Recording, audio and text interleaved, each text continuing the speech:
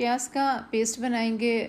वैसे भी आपको पता है कि बरसात का मौसम जिस तरह से शुरू हो चुके हैं और कभी कभार ये होता है कि प्याज कोई एक आध भी गीला हुआ हो या ख़राब हो जाए तो उस एक प्याज की वजह से और 2 3 या 4 प्याज जो हैं वो ख़राब हो जाते हैं।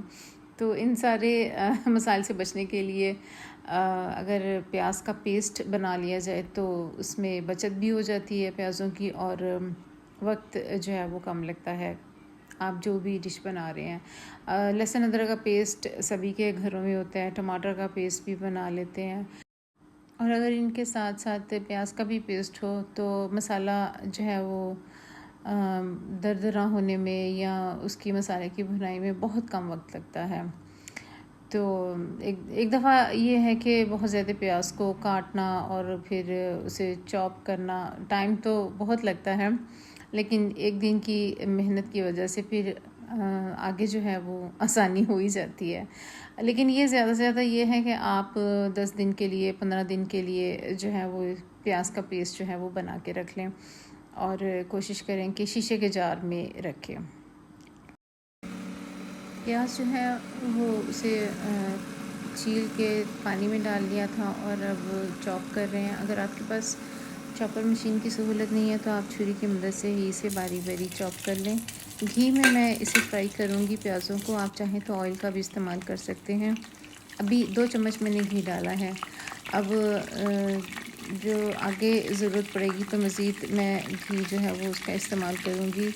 प्याज़ों को अच्छी तरह से पानी जो है वो निकाल के तो फ्राई पैन में डाल रही हूँ।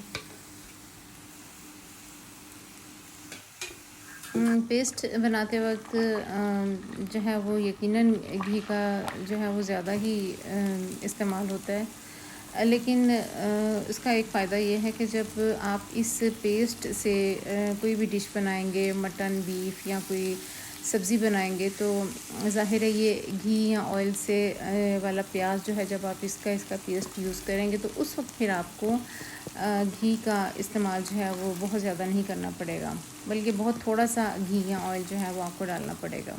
प्याज की रंगत जो है वो गहरी प्याजी हो गई है, गोल्डन या गहरा गोल्डन या ब्राउन कलर नहीं करना, क्योंकि आप अपने रेसिपी के मुताबिक इसे कलर दे सकते हैं। प्याज को अलग कर लिया और इसमें जो घी था उसे अलग कर लिया। 2 बैच जो हैं वो फ्राई हो गए और इसी ऑयल के साथ अब हम 3rd बैच को फ्राई करेंगे। 3rd बैच भी प्याज़ों का फ्राई हो गया और तमाम का तमाम घी जो है वो हमने पूरे प्याज़ों के पेस्ट में डाल दिया, मिक्स कर लिया, घी को शीशे के जार में ट्रांसफ़र कर दिया।